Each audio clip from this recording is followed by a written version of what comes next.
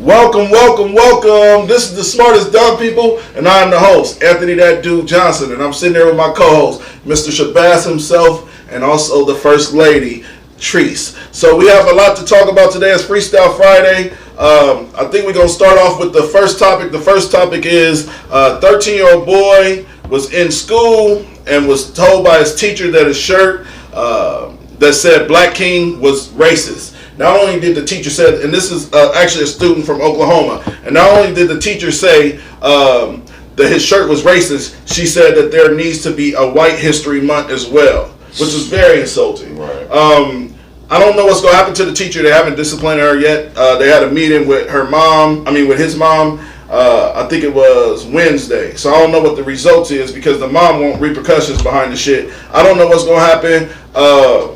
TV, what's your opinion on this black kid, this young black king that actually wore this shirt and was judged on the shirt he was wearing? What's your take on that?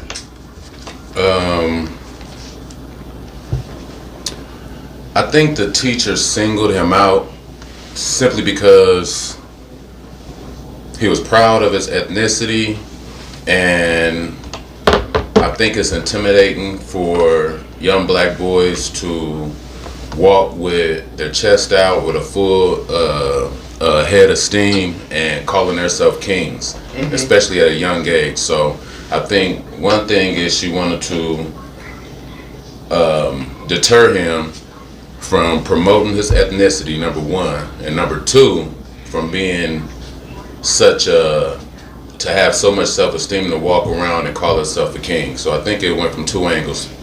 It went from two different angles to me. Like, you see any comments? I ain't getting no thing. Are they in there? Yeah, my phone be fucking up, bro. I don't see any. All right, let me go to this one. I don't see. I know some Right, people in there. yeah. Oh, there we go. There go Brandy.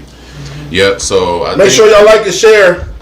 I think just as her being, and I don't want to make this racist, but we know that you have some older Caucasian people that are so used to us being looking at ourselves on a lower totem pole than they are. And so when they see that coming out of our children, because it's like they always gave us these images to where we have to accept being lower on the totem pole. We can't call ourselves kings. We have to be these drug dealers or rappers or sports players, basketball players, football players, them type of things. When we run around calling ourselves kings, which is basically acknowledge yourself being intelligent, acknowledging yourself as being royalty, and then also associating that with black or melanated. So I think she went out of her way. I think she couldn't even help it. You know what I mean? I don't even think it was nothing planned. I think she just looked at it and it was irritating her so much. She just had to say something. And then to come back to act like, oh, well, We need a White History. yeah, it's Black History Month now. We're having to go out our way to make sure these people know their history and say there's White History Month. When we know that every day of the year is White History Month. Like all the way from kindergarten all the way up to grad school, they're giving you pretty much Caucasian European history. So for her to say that, that's another like chop at the knees. You know what I mean? So I think she should be. It should be some repercussions. I think I'm not gonna necessarily say she should probably lose her job, but she should get suspended. She should have. I mean, yeah, she might should lose her job. Well, you know what I mean? Like, What would you do if that was your child? First off, I'm from Oklahoma, and people in Oklahoma are very racist. The whites are. I would say that I feel like she definitely should be fired. I think that the issue, not just in schools, but it's a lack of they have no diversity training. It's flat out ignorance, and it's racism. It's a lot of closet racists, not just in schools but everywhere. I think that the term diversity training, that's a little annoying in itself.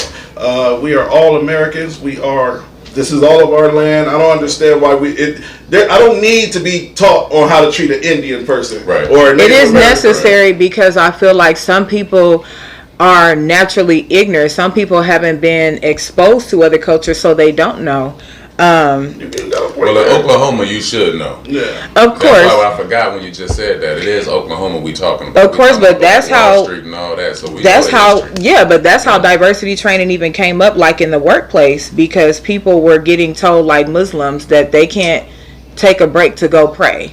Right. You know, people, you know, Indian people or Middle Eastern, I guess, you know, they like a lot of curry food. They heat their food up in the break room, and even like you know, that people shit be that's stinking like though. from West Africa. That dude got a strong smell though. Right, people from West Africa, I like you know, it, though. they heat their I food like up in the break room. Like, oh, that shit stinks. So, diversity, you know, training is necessary because some people don't know. Think about people that live on the outskirts of Omaha in these little bitty towns that's never really been around blacks. So they don't know. So by a kid wearing a shirt that says Black King, she said it was racist, and then she turned her comeback is they need a White History Month, and I'm gonna speak from if this was my child, if this is my son, it's a huge problem. I want her fired. I don't think she needs to be suspended. Yeah, she she's needs to be already fired. showing her true colors when you're sitting down, like you said, when you're sitting down next to a young black king that's feeling worthy of himself, and you're gonna tell him that his shirt is racist. Let me pull up the graphic. If people that just came in, we're talking about the 13-year-old boy that was told by his white teacher, a white lady, saying that his shirt was racist, and a lot of his classmates agreed with the teacher and said that they need a White History Month. And the problem with society today is that you run into these moments where these kids are trying to be secure about themselves, Right. and feel like a king, and then you have a adult like that, a person that's really a teacher is like your role model. Right. A role model, somebody that's teaching you lessons, is the one that's telling you you're not a king, and you saying that you're being a racist. Come on, man. We all know we are kings. All black men, all melanated men, we are kings, and this is the true story. So when you got somebody pale telling you your child saying he's a black king, it's a problem. It's a problem with her, and I don't think that she should be teaching. She needs to find another job. She might need to work at McDonald's or some weird shit like that, but she don't need to be teaching no black kids, no white kids, because obviously her mind ain't right. When you can say some racist shit like that and your mind ain't right, I think that's the problem. That's really the root of the problem in society, is because we gotta look the other way when a motherfucker do something racist. No, you're exposing yourself to this racism, like you said. Diversity training, yeah. Make her take a fucking diversity course or something. But like I also that. feel like bullying can be done by students and teachers. Right. You know, back in the day, you know, kids would just get bullied by other kids, but it's also these teachers too. Have you ever noticed that a child may get in trouble one time throughout the school year, and then next thing you know, this teacher is calling home every day having a problem with the Right. same kid? Right. You know. Let's read off, Maxwell, go ahead and read off the comment. Brandy Right. says that she was offended and felt, I dare you to think better than me. We should have a White History Month. If they don't know, then it's their fault, and they don't want to know. Right. Queenie Turner says, give them their White History Month. I bet after 2 days they will say never mind, because it's going to point out the truth and facts about their dark history. That's true too. Yeah. Yolanda said targeting. Yeah, I mean, it is what it is. I guess, yeah, she probably should be fired. You know what I mean? I'll probably give her another crack at it just so she can feel the pain, you know what I mean? Feel the pain of having to actually go in there and actually respect these kids and let them do what they want So to do. you want her to stay there? You want her to keep her job? I want her to have to see what she has to go through. Like, you can't go in there. Go in there with a different attitude. I want you to have Yeah. to close your mouth and look at it and be mad at it, but have to accept it. Yeah, You know what I Oklahoma mean? is just racist. I mean, and then it's, you know, small towns in How long you lived Oklahoma there? at that. I was born and I raised there for a short period of time, but they are very With your racist. mom and pop? Yeah, No shit, y'all from Oklahoma? yeah, they're very racist. But You know, that's where the Black Wall Street happened at, so you know, Yeah. you know the tension is thick down there still. yeah, All right, so let's go to Yolanda. She said, white folks shouldn't teach black American history. I don't agree with that. I seen Yolanda make this post before. Let's have this conversation, Yolanda. She said, white folks shouldn't teach black American history.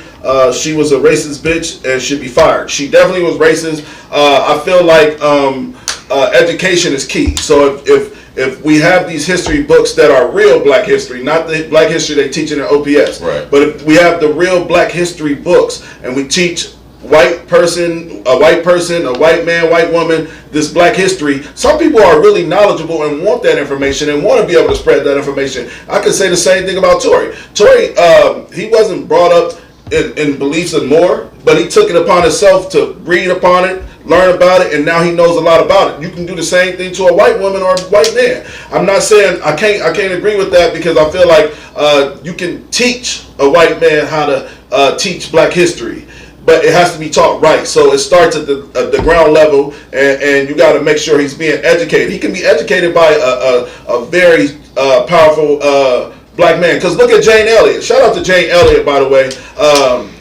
When she does these seminars, she's teaching white kids about black history. She's telling white kids how fucked up white people been to black people in the history. And I feel like Jane Elliott is the prime example of, if she can do it, they should be able to teach it. What's your opinion, TV? My thing is this here. It's a curriculum. So these teachers are they're being learned in the curriculum that's being given by the school system. So you got black teachers that's teaching white history all year. You ain't never had a black teacher? They ain't never taught you regular history? Yeah, well, they're teaching white history, so they don't need to come from that perspective. So I do it the same thing. It's like the thing that's wrong with black history in the modern day school curriculum is that they're not telling the truth.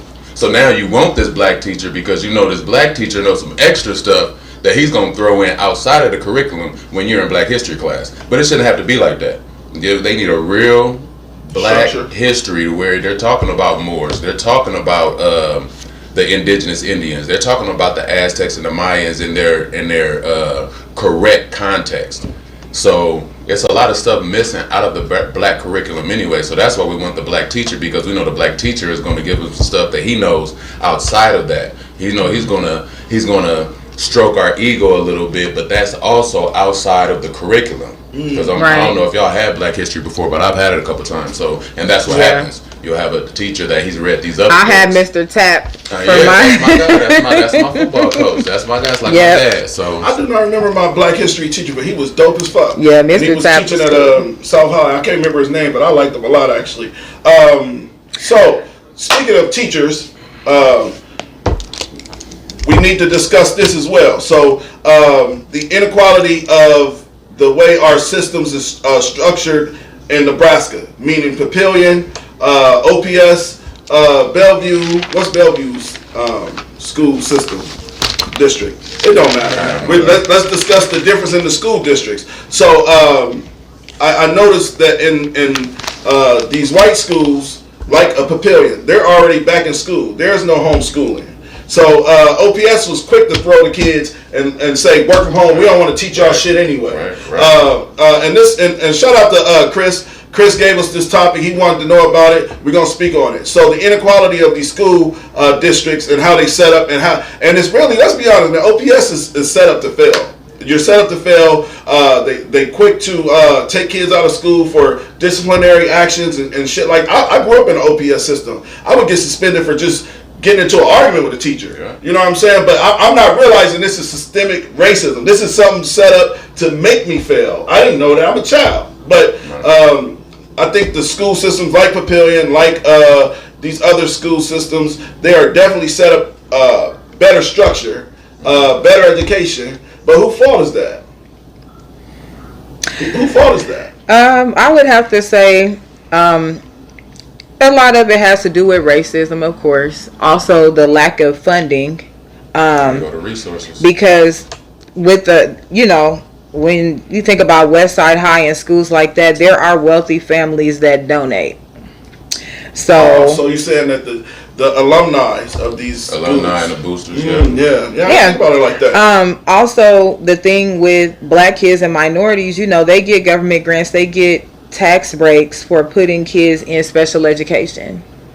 For them trying to diagnose or have your kid diagnosed with ADHD. That's a real thing. Right. Them putting kids into special education classes. And also now this new thing is trying to tell parents that their kid is dyslexic. Yeah, it's a real thing. But dyslexic is a real thing because I feel like I am low key. It's just where you read words backwards, kind of. You know what I'm saying? I do believe I had a shit too, but you don't believe in it? No, they tried to say that about. No, I agree. That's what's wrong And with that's my why nigga I over read the comments. I'm like, read the comments. Shit, I'm dyslexic. But let's read. All right, so Yolanda said it's Miller. The other school district is Miller. She said OPS is the biggest, and she said OPS is the biggest, and OPS got money. Don't get it twisted. Our super makes $300,000 a year. Okay, Yeah. let me say something about that. Okay, so that's what I was gonna say. A lot of this has, because remember when we had Steve Abraham on the show? Yeah. Shout out to Steve A Abraham. lot of this has to do with our city council. Like, they don't want to get these grants and these loans and funnel these resources. And again, with us as our black community, in which Brandy is saying something Our census. real. Yeah, you have to do the census. The census has a lot to do with the resources, for being specific with the numbers, to know what type of money we need to come in for our resources, because us as black folk really don't trust when people come knocking on our door asking for information. We don't trust nobody with our information because we have to do so many things to cut corners and, you know what I'm saying, and kind of go up under the table, you know, to make money and make things happen. We don't Right. want people in our business like that. But she's very, Hey, very Heather. correct with that. You have to do the census so they know exactly what numbers that they're dealing with so they can bring in the proper resources. But our city councilmen should do a better job about that too, especially the people that are representing our district, like we were talking about with Steve when he came on the show. So I think they could do a better job. I think because the OPS is so diverse, it's a lot of confusion going on, but a lot of things that aren't willing to be done. And then when you have these other districts, as far as Bellevue, Miller, Gretna, things like that, they have more of a solid population. It's not so diverse. I think our population is I think OPS is overpopulated, and I'll never forget it, man. This is one of the most disheartening shits I ever experienced, is when they start making kids stand in the line and get their bag breakfast. It was disheartening for me to see my daughter stand in the line and they would throw her like an apple in the bag. Man, it was some fucking third world country shit, dog. Right. And I know for a fact Right. Papillion ain't doing that shit. I know for a fact these other school districts ain't doing that. OPS is doing that. They're literally, your child is standing in the line like free lunch. But the real definition of free lunch. But I don't think free lunch was like that, because we used to get free lunch. And we used to sit in the line and we'll get a whole bag. No, they're breaking the bag down. Like, they'll put a donut in there. They'll give her a milk. They'll give her a juice. And she has to go in her classroom to eat it. Right. There was an issue about that came up when a lunch lady actually turned a kid away, saying that her mom didn't pay for her lunch. So, And that's Wow. so terrible. Like, that's terrible. the world is It was a fucked while up where ago, a but child, that was- because they did that to my daughter before. And you know what? I'm glad you said that. It was a time where my daughter had to eat a peanut butter and jelly sandwich, bro. You understand? I was ready to motherfucking blow up that motherfucking school behind that shit for $28 because she was 2 weeks late. Like, we didn't even know. So what happened was, when you get off of like this assistance programs, like Medicaid or something like that, they'll take your kid off a free lunch. So what wound up happening was, me and my wife made too much money, so they took us off of Medicaid. So my child didn't have Medicaid no more, and we had to pay for her lunch. We didn't know that. Adriana was only 6 years old. Mm-hmm. And this is what I love. My daughter was so innocent. Shout out to my baby girl. But she was so innocent, she just would come home and it wasn't no big deal. So one day I was like, Adriana, what you eat for lunch today? She was like, peanut butter and jelly sandwich. And I'm like, what you mean? And I'm like, what you mean? She like, they said I can't eat the real lunch because I ain't paid for my lunch. I said, wow. You send home a fucking 5-year-old child expecting them to realize they have a bill? A bill. Right. We're throwing the responsibility off on the 5-year-old child, and then because her parents probably didn't have the money or didn't even know this thing happened, y'all gonna feed her not what the other kids is eating? Right. Bruh, I'm getting a migraine just thinking about how fucked up the school system is. That's humiliating shit. Yeah, and it's deeper than rap. It's deeper than that. It's just, I'm just saying, like, that's a start. Like, the start is we have to get back to being humans first. Right. We're so tied in on like the gender role shit. Like, speaking of, wait a minute. Dan O'Con says that happened to my son at Central Park. I went and kicked in the lunchroom door. Read off Queenie. Go up one and read off Queenie's. Shout out to Heather. Okay, Queenie said, check out Alex's page. He created Innocent Classroom, which focuses on dismantling racial bias to support students of color. I have taken several of his courses and have been a guest speaker. All right. Check him out, Queen. Okay. For sure. So you reading no more? Adea says, I told that heifer she better come see me. She better never disrespect my son like that. Never experience it again. I know that. What did your son do? Did he have to eat a peanut butter and jelly sandwich? If you can answer that for me real quick. What did they feed your son because he didn't have the lunch money wasn't paid for? I mean, the lunch wasn't paid for. What did he have to eat? But yeah, that happened to me, and it was terrible. Let's see. I want to hear what she say, but we can keep going. Yeah, keep it up. Maxwell, what's your opinion on peanut butter and jelly sandwich is only supposed to be made at home? I don't even Just trust a- she nobody said making just no a peanut butter and jelly. I don't sandwich, think goddamn. that it should be any difference. You know, the child should never know that. You know, get a kid a note to send home to their parents. on his fucking But shirt or really, something. I mean, it's low grade food anyway that they serve them at school. So really, you're gonna take the food away. $275 a day you have to pay for these kids that pay for lunch, and it's just because your parents make over $60,000. Man, the way the system is set up is so fucked up. Yeah. And we can even speak on, because we're talking about the system. You can speak on motherfuckers on Section 8. Like I said, many episodes. Me and my wife had to make a decision. Do I want to say I live here and get off Section 8? Or do I want to get married to you and get off Section 8? That's a choice. But it was the best decision we ever made. Right. Because society is set up for you to fail. They want to give you food stamps as long as you make a certain amount of money. No, food stamps should be available for a motherfucker that just above a certain tax bracket. And they know the truth. If I make $40,000 a year and my fucking rent is $1,000 a month,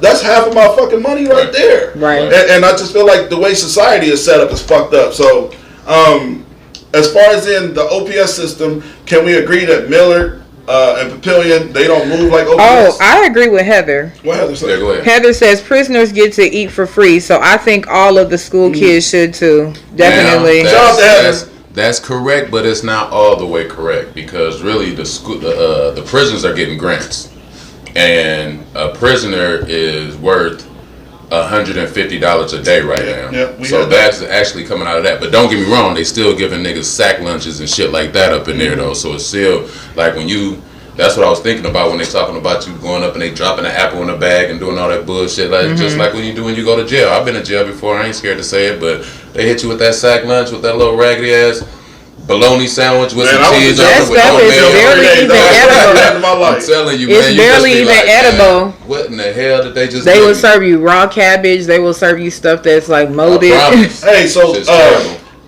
this actually is going to tie into the topic. Shout out to Maxwell for setting up the schedule. So this is actually going to tie into the other topic, because I feel like we touched on the lunch situation and how OPS is set up wrong. Right. So speaking of kids, what was the Would the lack of discipline be the reason for the lack of respect with this generation? the lack of discipline be the reason for the lack of respect for this generation? So As in, you should ain't you be whooping able your to whoop kid's up their ass, ass? right? Yeah. Yeah. Listen, it's funny. I was talking to a friend the other day, and shout out. I was talking to my homie the other day, and her child is bad as getting bad. You know what I mean? And she asked my opinion, and I'm like, you need to beat his fucking ass. Yeah. But she worried about the authorities. Yeah, that's no. I'm that's not what worried. happened. I'm not worried about the authorities. But that's what happened though. Like, Man. don't get me wrong. I grew up. I got the shit beat out of me. Thanks to my mom though, because she Man, kept my me mom on the straight and whooped my narrow. You ass. know what I mean? I still had a little foot in the streets, but I knew better. I knew to respect my elders. You know what I'm saying? I knew to be polite when I was supposed to. I knew not to be just out there stealing shit and just doing extra shit. You know what I mean? Right. Like, don't get me wrong. I got caught up in shit, but I wasn't just an out of line kid like that. And so what happened is I remember when my mom stopped whooping us. I remember I probably stopped getting whoopings when I was had to be like 11, 12 years old. And I thought it was a goddamn miracle. But what it was they had passed that law at the time on child abuse. So you think your mom stopped whooping you for that?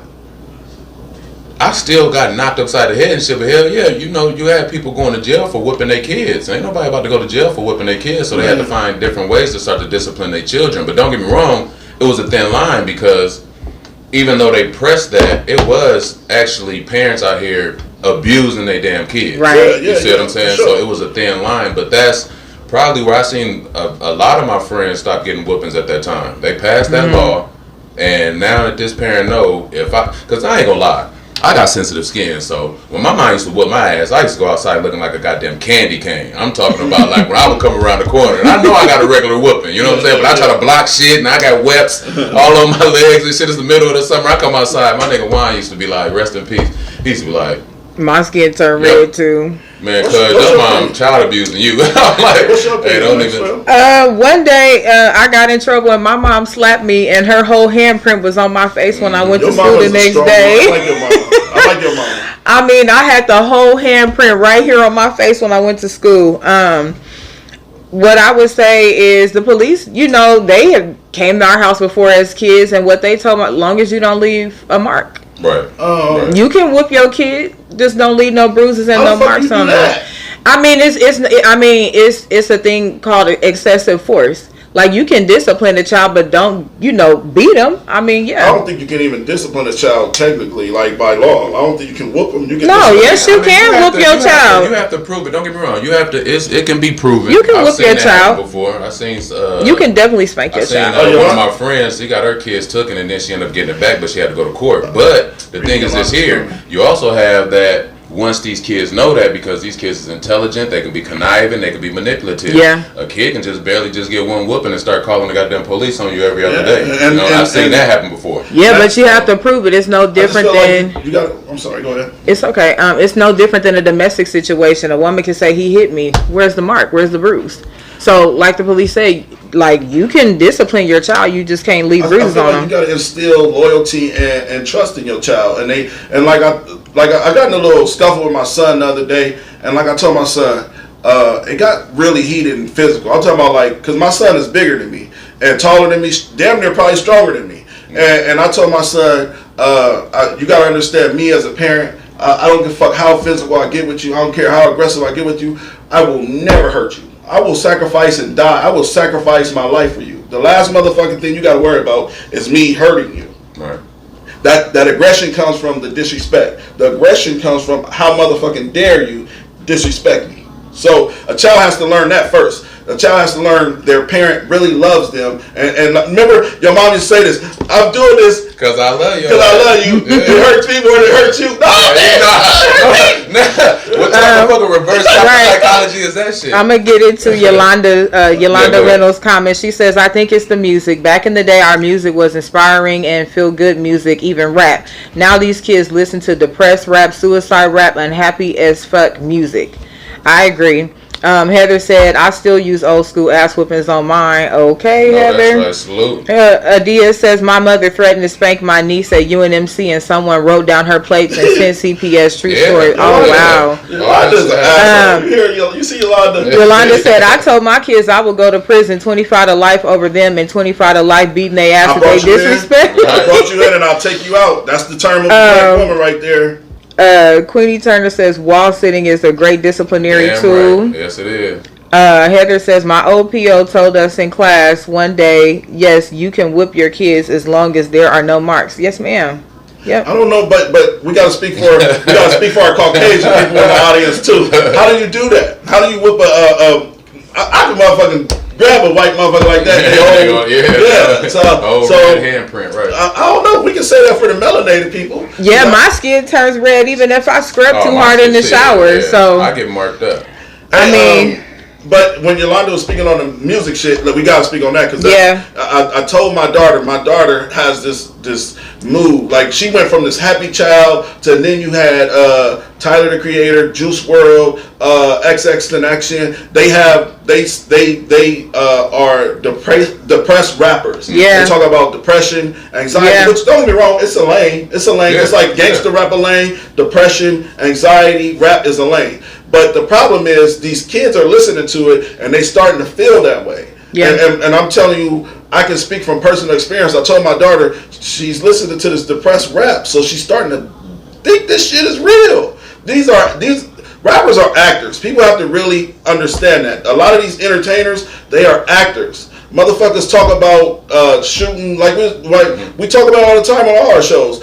These artists are really just acting. So I'm trying to teach my daughter, these are lanes for for these rappers. So when they think they can make money off of depression or anxiety, and they know people want to listen to that shit, they're gonna.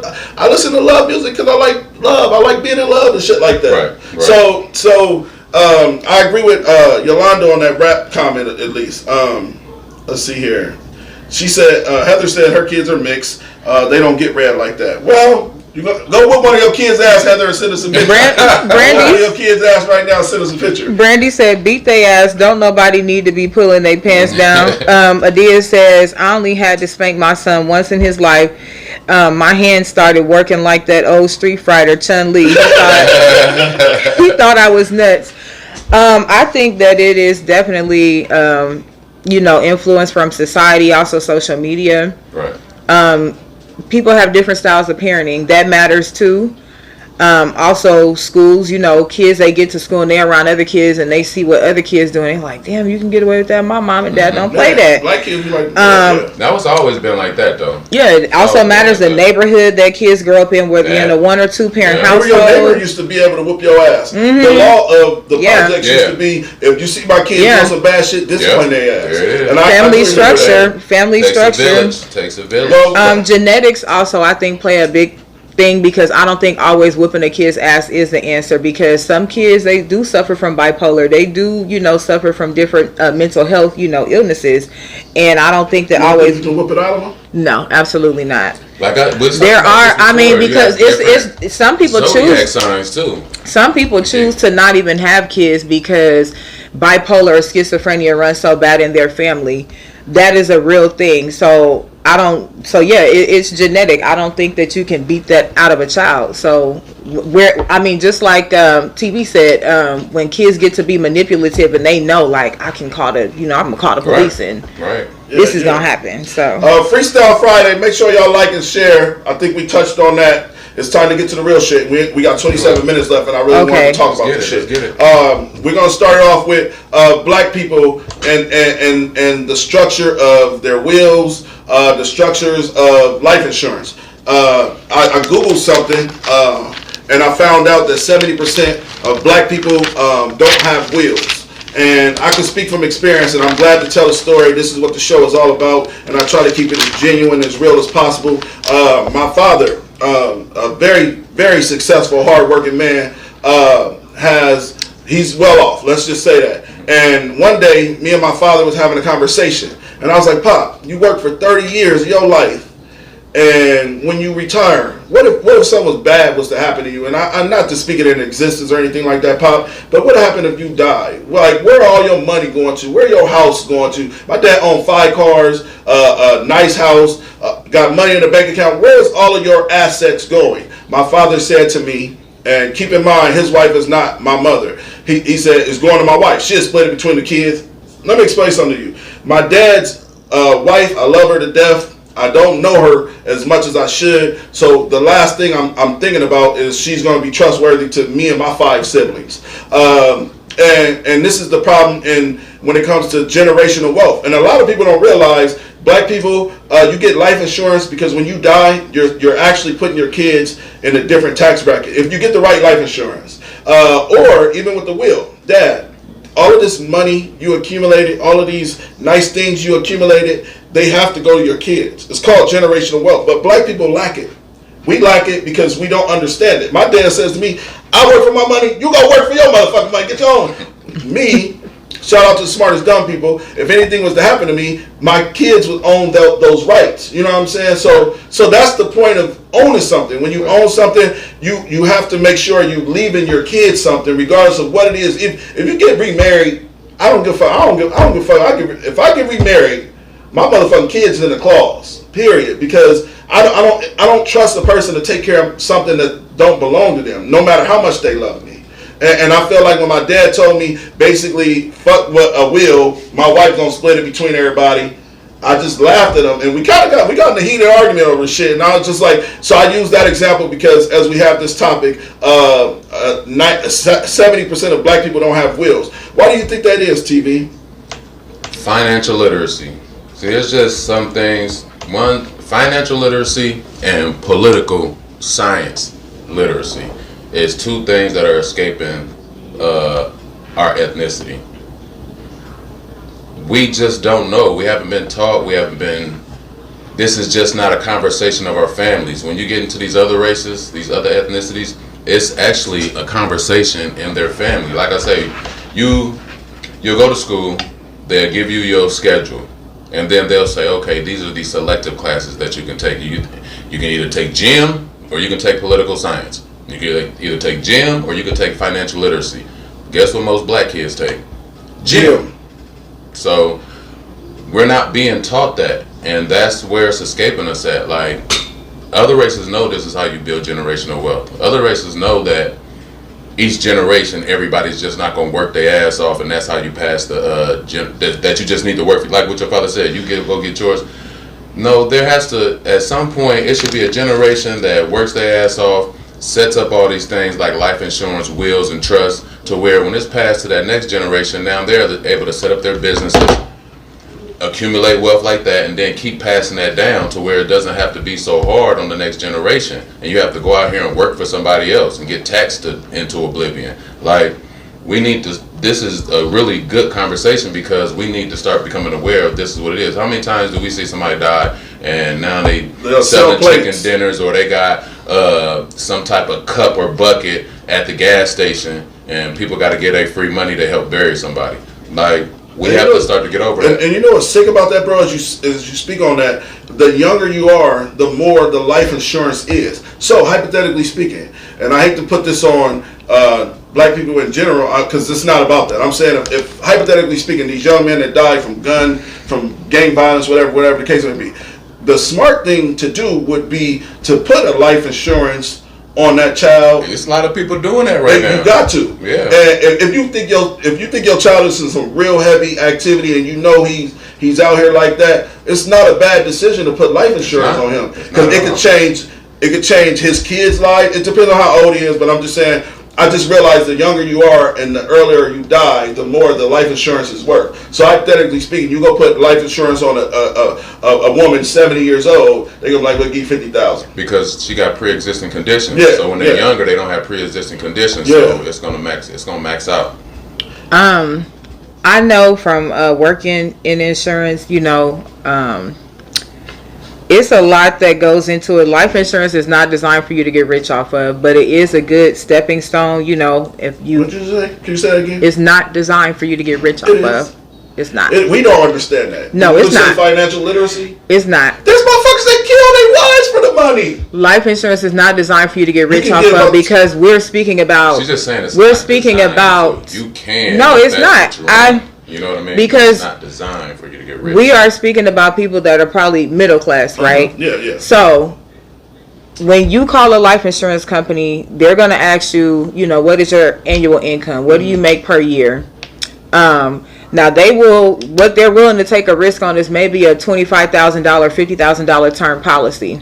But after that, when you want to start getting up into $200,000 and $300,000 and $400,000, that they're gonna bring in an underwriter where it's underwritten, and they're gonna ask you all those health questions. Do you have high blood pressure? Mm-hmm. Do you play dangerous sports? Do you go skydiving? All this other stuff, because then they're calculating the risk that they have to take, to issue that life insurance policy. So it's a lot more that goes into it. And if you think about it, people that are normal middle class people, you can't go and get $1 million policy, because they're not being rude, but they're going to say your life is not worth $1 million. Like, you don't have $1 million in assets, and that insurance is supposed to be designed for your family to somewhat maintain, their same lifestyle after you're gone, basically. But it's not designed for you to get rich. But yeah, life insurance is good to have, but you have to have other things to leave behind, I guess. Could you read some of the comments, Maxwell? Yep. Please.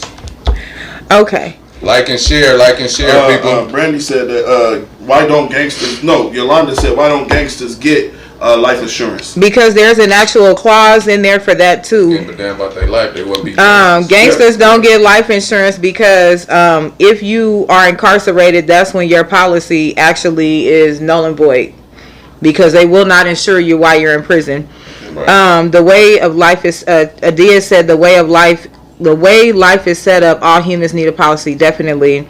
Yolanda Reynolds says whole life is better, not term. I agree. Queenie Turner says don't sleep on them Gerber life pamphlets in the mail. Laughing but very serious.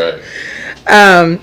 Brandy says all my kids own it, and I got them on my job life insurance. Adele says real talk. Soon as a child enters this world, set it up.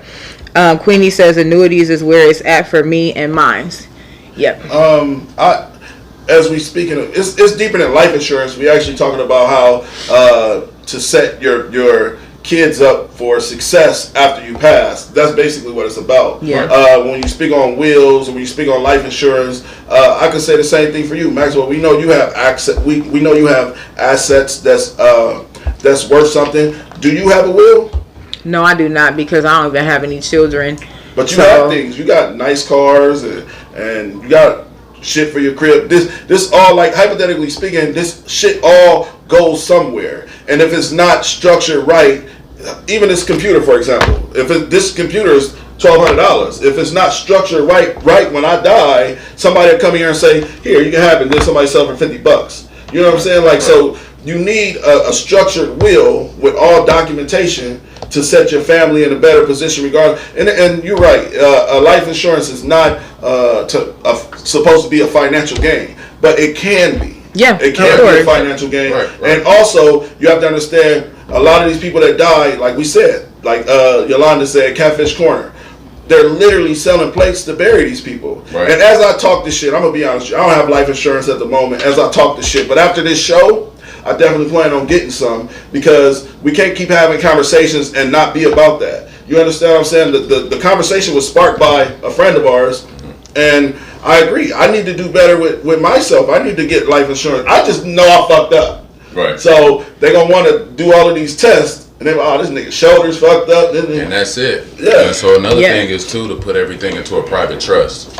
So to put it into a private trust, a trust is the same thing as a will, but it's not controlled by the state so much. You have trusts that are controlled by the state, and that's why I don't really like to really get into the will thing. It's like right now in my mind I'm waiting on their benefits from the will from my grandmother that just died in August, and they're just in this waiting period. Why? Because you got the lawyer basically controlling everything. You have to give them a percentage. Why should a lawyer even get a percentage just to pass this stuff on? Because he's set as a trustee in this will. So my thing has been to study it. I've been trying to study it for about 2 years. I thought I was just going to jump right into it, but then I seen all the things that actually went with it. Mm-hmm. So to put it in a trust, that means that you have all your assets. The government can't tax it. They can't take it. They can't repossess it. And then when you pass it on to your kids, you have to have a whole system set up. So you have to know that system. So a lot of people set up these wills and they just let the lawyers do it. How do you learn the system, Tori? Read? Probably. Okay. Wouldn't you think so? Because I know, like, with life insurance, you just got to know how a trust is set up. A trust is trustee. You have trustees. You have an executor. You have beneficiaries. It's just like a will, but it's a trust. That's what a real will is. It's really a trust, and that's how you pass down your generational wealth. That's what we're talking about. But when the state takes it over, it becomes a will because now they're involved in it. Mm-hmm. So now you have this lawyer, which you can't really trust. That's why you can't call it a trust. And he's getting a percentage of it. So this is why it's taking us so long for actually my mom and her siblings to get their money, because they got the state controlling everything, and they're probably behind the scenes trying to weasel their way of how they're going to get their percentage out of it. It's definitely better. Said beneficiaries are important. I agree with you. It is, but she said make your child one. But the thing about that too is if you name a minor child as your beneficiary and you pass away and you don't have like a trust set up in that child's name, you're stuck. It has to go to like probate court and all this other stuff. That's and you're stuck. The lawyer and the judge becomes the trustee. Yeah. So when you're in a trust, you set up your own trustee. Yeah. So you have to know that. Like, okay, so you can do that, but you want to set a trust up if you're going to name a minor child. So now I'm going to name my sister, which is old enough, as the trustee, so she can make sure that this is ushered to my child the correct way. Yeah. That's deep, man. I like that a lot. So I'm gonna speak from, like, again, with my father. I'm really concerned that his wealth is not going to be passed down to his children. Like, you ain't gonna be getting none of that paper. No, I want it too, because my daddy papered up. I ain't gonna lie to you, bro. Well, you better start being a little bit more nice to him. I know motherfucking one thing. I know motherfucking one thing. If he put me on that will, I'll be in a better position in life if anything was to happen to him. Shit, we won't be in this little studio anymore. I'll tell you that right motherfucking now. So what's the suggestion? How do you start with even pertaining the will? Let's talk about that. How do you even start from getting the will? And I know you got to get a notary and all that shit, right? You got to have somebody there to watch you sign. It has to be notarized. Yeah. You can. So, but you just, it's easy as actually going online to the legal aid website, and you can print the papers off yourself, and you can do a living will and testament. It's pretty you easy. impressing me today, girl. Your shit, boy. For the most part, though, it's just you gotta have a really good idea of what you have as far as money and assets. Yep. That's gonna actually pass on. You have to be aware of all that. Power of attorney too. Sorry, So you think? So I got a better question for you, and I can only speak from experience. Do you believe generational wealth is just assets that we have? Hypothetically speaking, my son is 19 years old. He don't have furniture. He don't have a TV. He don't have the vehicle I have outside. To me, that's wealth. To me, that when somebody that passes get everything that belongs to you, that's worth something because it's making them better. And I feel like we like that on so many levels. It's almost heartbreaking for me because, like I said, I'm not leaving my kids or nothing. I don't have a life insurance, and I can speak from personal experience. Things that I need to work on from just being tied to the show is teaching me. Oh, I need to make sure my son is a beneficiary. Oh, I need to learn how to do the trustee aspect of it and all of these things. Right. All I'm saying is, how do we start? You start by accumulating things. Just like it's your son, he's 19, as he moves along and starts to make more money and starts to accumulate certain things, cars, apartments, houses, bank account, where he starts to save money. There's all type of assets, gold watches, jewelry, anything, all the things that you buy can be passed on. Stocks. You can buy penny stocks for your kid, every birthday. Queenie said it's really easy. She said you can do it online for free. Brandy says you have to have a will. When my ex-husband passed, he didn't have one, but because we was no longer married, his assets went to the kids' land and a barbershop. My daughter is a minor, so I'm over her part, but sorry, it keeps jumping. But when I signed the deed over, he forgot to take me off the loan, so I guess what the F responsibility it is. So make sure you have everything in order. So I should put it in a trust. Adea says, listen, when people pass away, family will fight over everything. Man, washer and dryer, old Tic Tacs, important to I'm glad she said to make it all plain and clear. Yes. I'm glad she said that. So when my grandma passed, random as fuck. R.I.P. to Granny. But I still remember my grandma. This is kind of a crazy story, but my grandma, my whole family, my family don't really fuck with me like that, so I guess I keep it real. My whole family stormed her house. But let me tell you why. My grandma was really good with saving money. And my grandma I'll never forget it. My grandma would be like, I go to my grandma's house to borrow some money, and she'll pull out the Bible on the third shelf. Yeah, right. And then have $6,000 in that motherfucker. Right. That's why so everybody attacked my grandma's house the day she passed. They was in there arguing over fucking washing machine, dryers. You know what I wanted? True story. And like I said, I'm not trying to rag on nobody, but I got to tell my side of the story too. So I wanted a picture. It was just a picture of me, Carl, and my mom. Mm-hmm. I got cussed out as the whole family tearing up the house trying to find shit, even though they're trying to get it. Right. And all I wanted was a goddamn picture, and you can't just, hell no. And I was like, I think that was the last time I even fuck with them, dog. Now that I think about it, because it was deeper than that. But I'm like, shit. I was in there for the sentimental things, right. Like pictures, but I knew other family members was in there on some search shit, you know what I'm saying? Right. And I felt like my grandma was she was a real saver, and she had a lot of assets, like the washing machine, the dryer, the TVs, the furniture, and they all split everything in the house at grandma's is a damn asset. Yeah. Down to the blankets and the towels. I guarantee my grandma had about $10,000 in a goddamn couch pillow. Somewhere. They was on good at saving money. They was on a scavenger hunt for that shit. Yeah. So Maxwell, do y'all want to talk? We got 10 minutes left. Do y'all want to talk about this or save these topics? Save these last topics for Tuesday. We can talk about the black spending if you want, or which one is it? Said We as black people spend 98% of our income outside of our community. Let's it takes finances to build a nation. Y'all want me to go or y'all want me to go? Go ahead. Okay. I think that 98% of our income is spent outside of the black community because we don't have enough black owned businesses to keep the money in the community. I also think that when it comes to black owned businesses, I do try to support, but there's a lack of customer service sometime and a lack of self discipline, because when you go to a black business and you want to spend money with them, they're not open. They don't have some don't have self discipline to keep those regular hours. I'm glad you said that. Hours. I want to change the subject. So shout out to Queenie. She's been patient with us. We have these black owned shirts. So I'm about to break down a story because it needs to be told. So what happened was I get the shirts for the crew and we getting dressed at the crib. So what happened was, Queenie, your shirt was made. What happened was Maxwell put it on and then sprayed some perfume.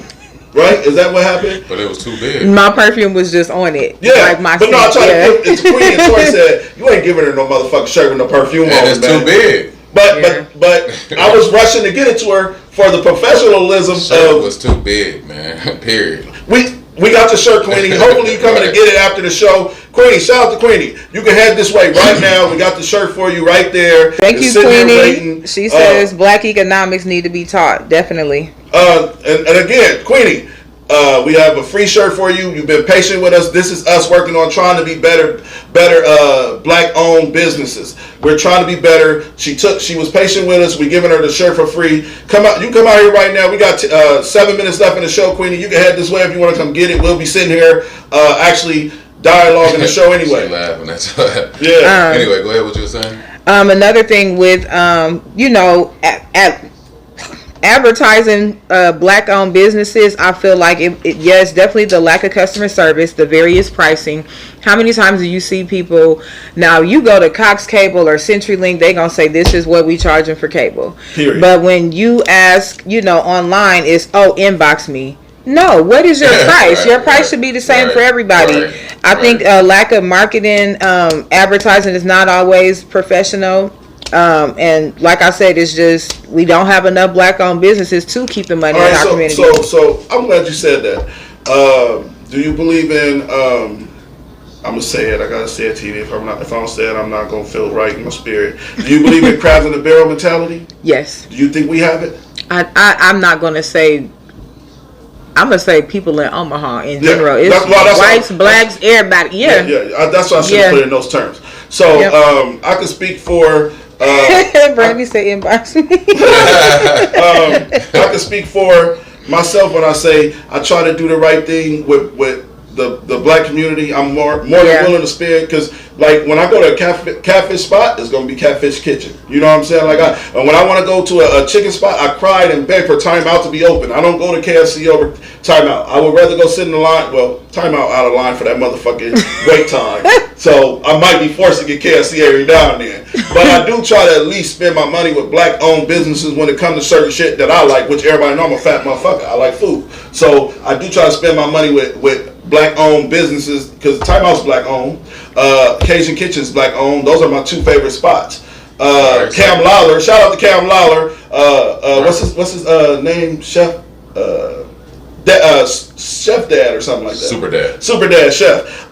He got a popping barbecue business. He about to be popping this summer too. Mm-hmm. Matter of fact, we gotta have Cam Lawler on here to talk about his barbecue that he be selling. Cam, come on. One thing I can say about the marketing part of it, the difference between like black-owned businesses, you can inquire about a service from, I don't want to just say like a white business, but they will follow up with you. Gonna get something in the mail. Email. Something. Are you still interested? But I've noticed that when I've inquired about services with a black business, like, hey, my money is right here. That's what Queenie did to me. I'm telling you, Queenie did it to me. I needed my car painted, and I went to 2 different guys, sent them pictures like, hey, when can I come down and get an estimate? Like, nobody followed up with me. So it's like, do I have to chase you down to give you my money to paint my car?